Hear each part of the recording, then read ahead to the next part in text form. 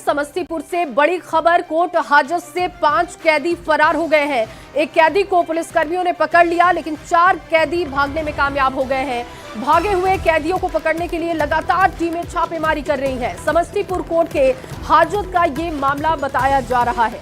ये बड़ी जानकारी आपको समस्तीपुर से दे रहे हैं, जहां पर 4 कैदी फरार हो गए हैं। कामयाबी उनको भागने में मिली है, लेकिन एक कैदी को पकड़ा गया है और जो 4 कैदी भागे हैं उनके लिए टीमें तैयार कर दी गई हैं, जो कि लगातार छापेमारी कर रही हैं। और इस पर सवाल यह है कि आखिर सुरक्षा में सेंधमारी हुई कैसे? समस्तीपुर पुलिस से कैदी भी नहीं संभल रहे हैं क्या? इतनी लापरवाही हो रही है। पुलिस कर्मियों पर कार्रवाई आखिर कब होगी? क्या कोर्ट में सुरक्षा इतनी कमजोर थी कि आखिर वहां से कैदी फरार हो जाते हैं?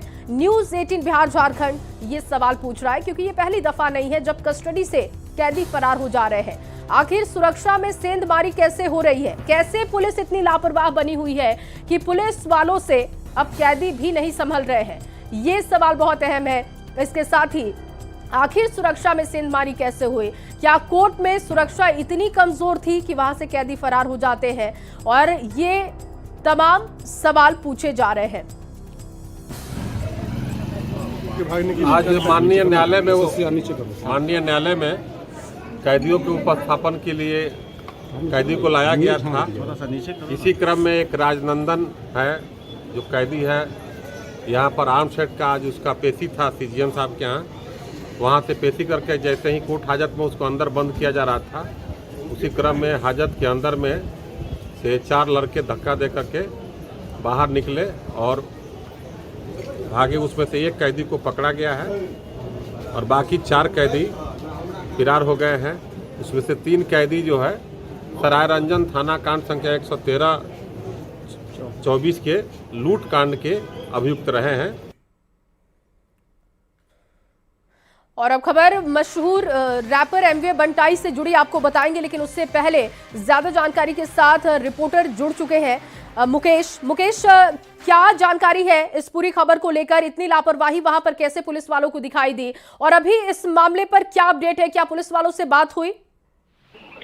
जी, इस मामले में पुलिस के द्वारा छापामारी करने की बात कही गई और सबसे बड़ी बात है कि जो भी अपराधी फरार हुए हैं, बड़े मामले के अपराधी थे।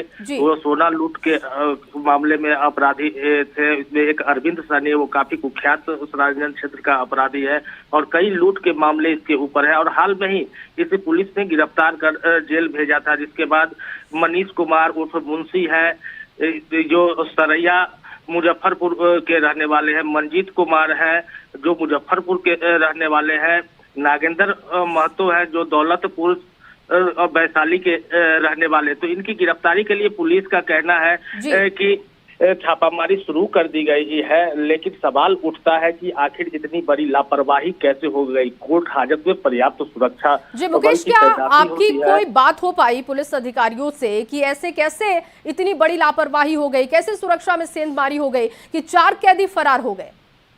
इस मामले में जो संजय पांडे एएसपी है सदर के, उनके द्वारा बताया गया, जो सीजीएम कोर्ट में एक आर्म्स एक्ट के आरोपी थे, उनको पेशी के बाद उन्हें हाजत के अंदर रखा जा रहा था और हाजत के अंदर कैदी को हथकड़ी लगाया नहीं जाता। और जब वो उस कैदी को हाजत के अंदर किया जा रहा था, इसी दौरान धक्का मुक्की हुई और बहुत कैदी उसमें मौका का फायदा उठाकर पुलिस को चकमा देकर निकलने का प्रयास किया। मुकेश, लेकिन सवाल तो यही है कि बड़े अधिकारी उस वक्त क्या कर रहे थे? एसपी की भूमिका को लेकर भी तो अब सवाल है कि वो आखिर क्या कर रहे थे। क्या इस पूरे मामले में कोई जानकारी मिल रही है कि इसकी प्लानिंग 4 कैदियों को भगाने के लिए कोई पहले से प्लानिंग की गई थी? कोई ऐसा कनेक्शन आ रहा है क्या?